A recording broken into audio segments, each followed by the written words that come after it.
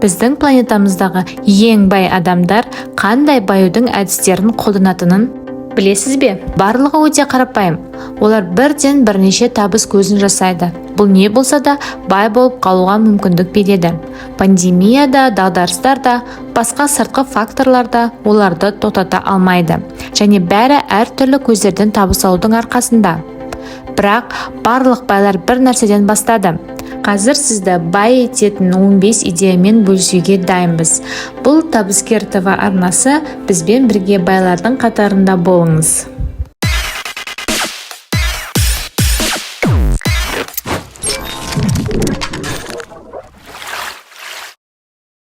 Алдымен маңызды теориялық бөлікке үңілейік. Осы сәтті жіберіп алмаңыз. Өйткені дәл осы жерде сіз байлықтың мәнін түсінетін боласыз. Мұның бәрі актив және пассив ұғымдарынан басталады. Активтер бұл сізге табыс әкелетін заттар, ал пассивтер қалтаңыздан ақшаны алып тастайтын заттар. Енді ең бастысы ақша әкелетін активтерді алуға бар ықыласымызды қою. Адамдардың көпшілігі активтерді шамадан тыс қымбат және қолжетімсіз нәрсе деп ойлайды. Бірақ шын мәнінде ең алдымен көпшілігімізде ақша табу үшін пайдалана бастайтын активтеріміз бар. Екіншіден, аз табысы бар адамның қолында болатын көптеген адекватты нұсқалар бар. Сондықтан, егер сізде бірнеше актив болмаса, бірақ бай болуды армандайтын болсаңыз, барлық ықтимал нұсқаларды қарастыруға кірісетін уақыт келді. Өйткені сіз активтерді сатып алуды немесе пайдалануды неғұрлым ерте бастасаңыз, соғұрлым сіздің кірістеріңіз тезірек өседі. Енді ең танымал активтен бастайық. Ол қаржылық құралдар. Басқаша оны жай ғана инвестициялар деп атайды. Бұл өте кең ұғым, бірақ табыс табу үшін нақты не істей алатыныңызды толығырақ қарастырайық. Ең алдымен акцияларды сатып алу. Олар көптеген жылдар бойы дивидендтер арқылы адамдарды байытып келеді. Ал акциялар бұл қарапайым адамға бизнесті күнделікті басқаруға тікелей қатыспай-ақ ірі кәсіпорынның бір бөлігін иеленуге мүмкіндік беретін қаржылық құрал. Қазіргі әлемде ірі компаниялардың акцияларын сатып алу әлде қайда жеңіл болды.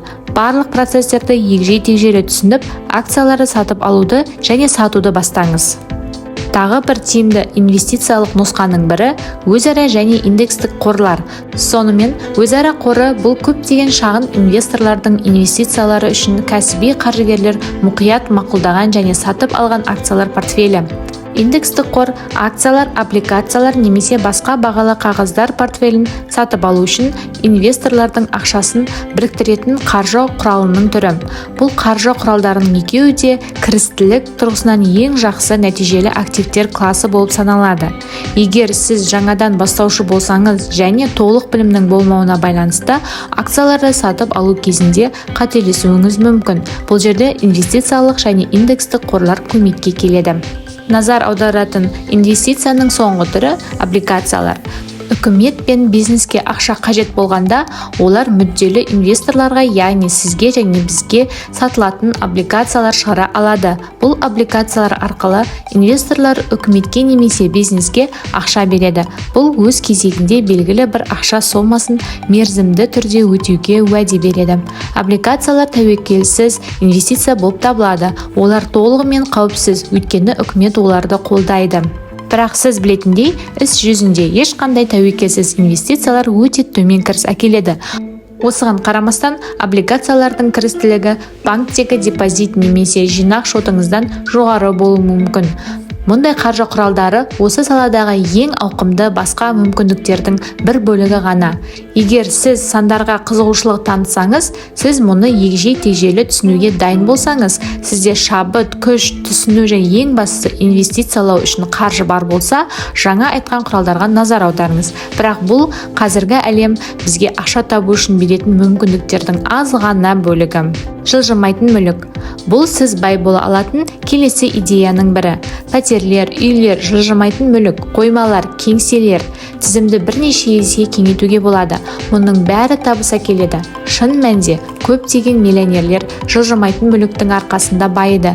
Көптеген бай адамдар үшін жылжымайтын мүлік олардың табысының негізгі бөліктерінің бірі болып табылады. Бұл тұрақты пайда ағыны сіздің жалпы кірісіңізді айтарлықтай арттыруы мүмкін. Сіз жылжымайтын мүлікті жалға беру мәселесінде табысты бола аласыз. Уақыт өте келе сіз еш нәрсе жасамай-ақ барлық шығындарыңызды жалдау төлемдерімен жабуға болатын деңгейге жетесіз. Ұзақ мерзімді жалға беруден басқа, одан да тиімді қысқа мерзімді жалға беру бар.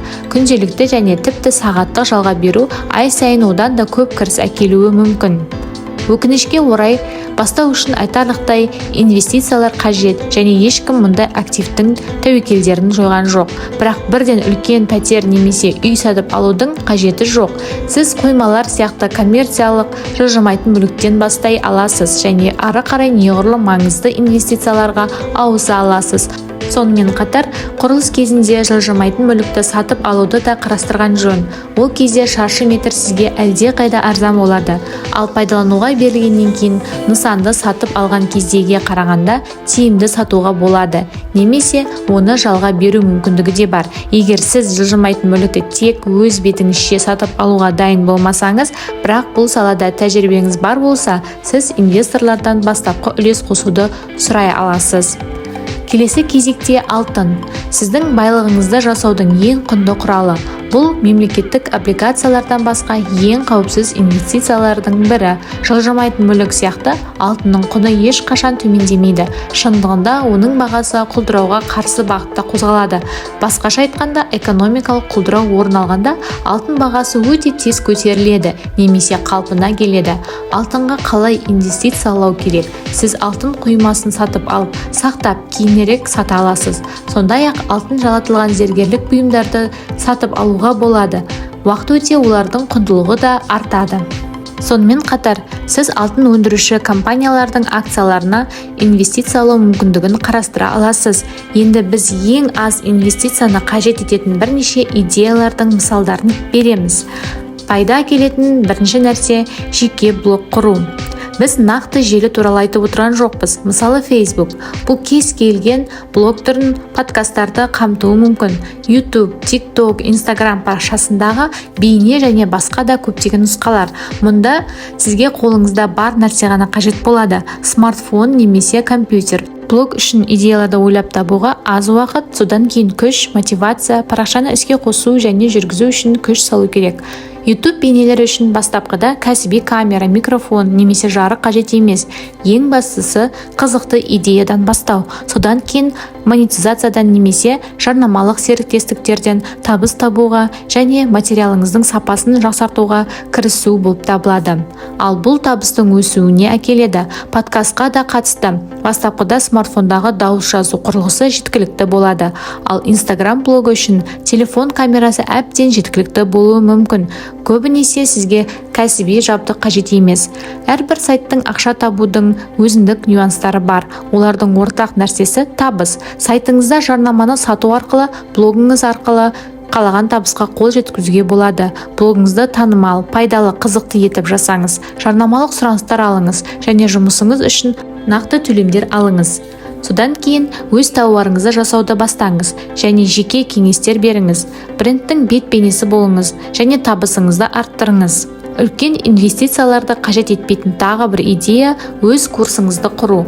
Бұл нұсқа ақыл ойын байлыққа айналдырғысы келетіндерге арналған.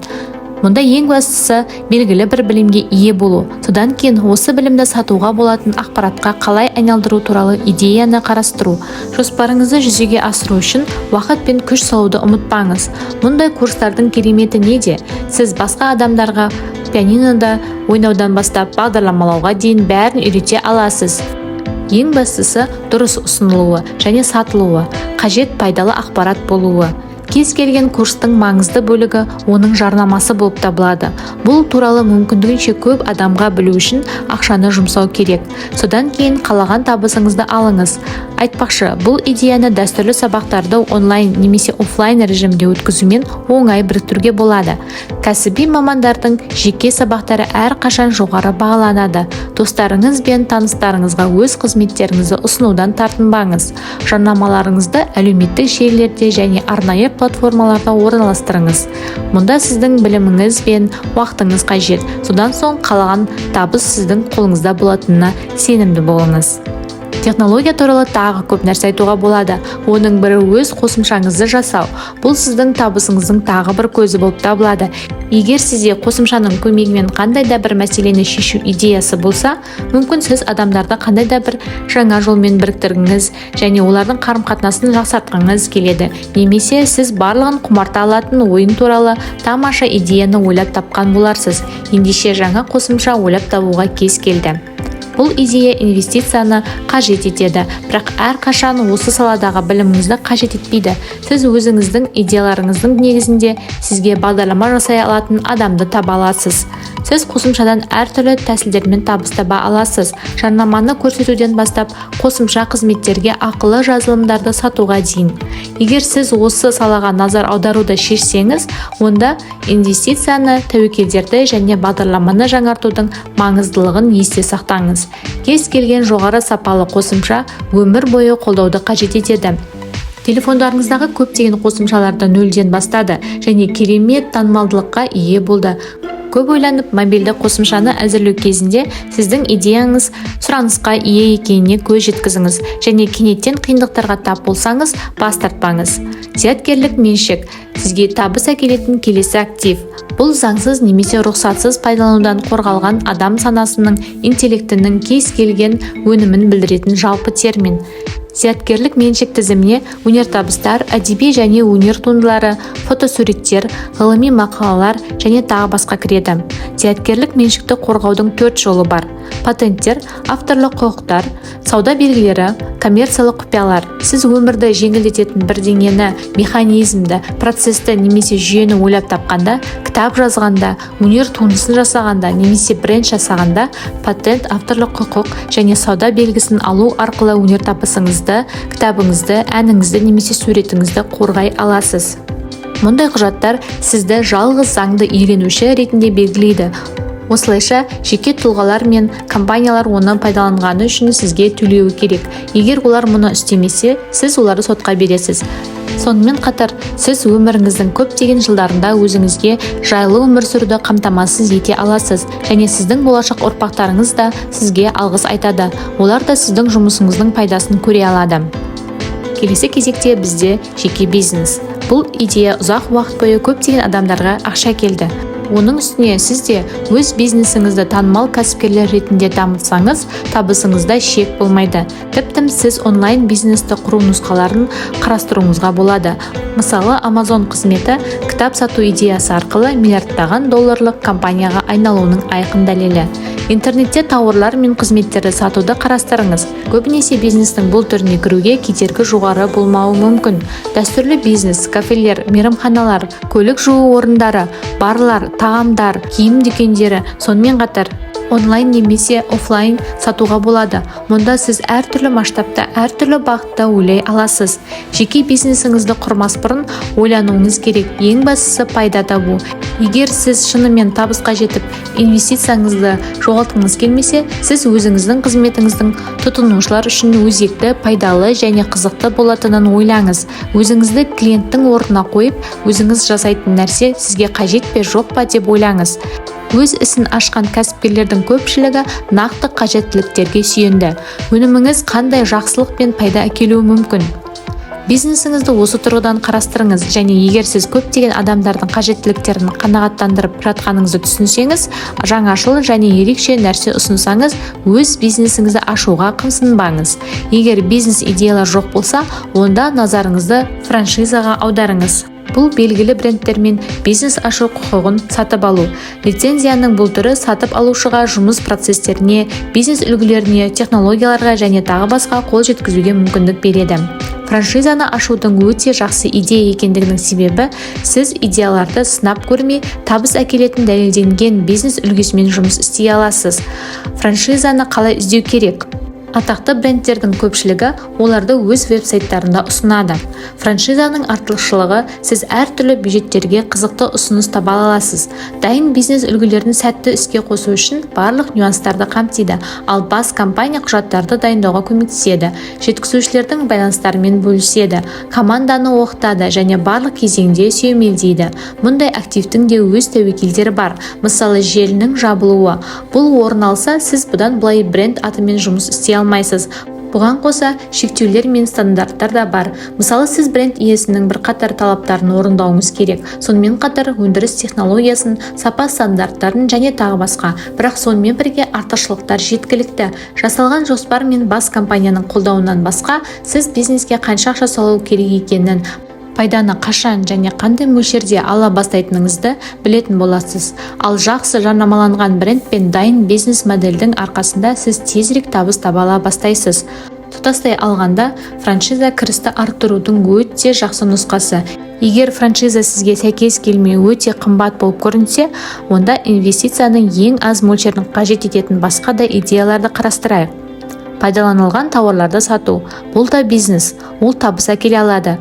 Біріншіден, шкафты ақтарып, сатуға болатын нәрсені табыңыз. Кейін сіз пайдаланылған заттарды сатып ала аласыз. Қажет болса, оларды қайта сатуға болады. Әлемде пайдаланылған заттарды сатып алуға дайын адамдар әлі де жеткілікті. Жарнамаларыңызды әртүрлі әлеуметтік желілерде орналастырыңыз және кез келген затты сатыңыз. Шын мәнінде бұл сіздің әл-ауқатыңызды бірнеше есе арттыра алатын дәлелденген нұсқалардың бірі болып табылады. Енді осы берілген пайда табу нұсқаларын пайдаланып, ең табысты адамдар қатарынан болыңыз.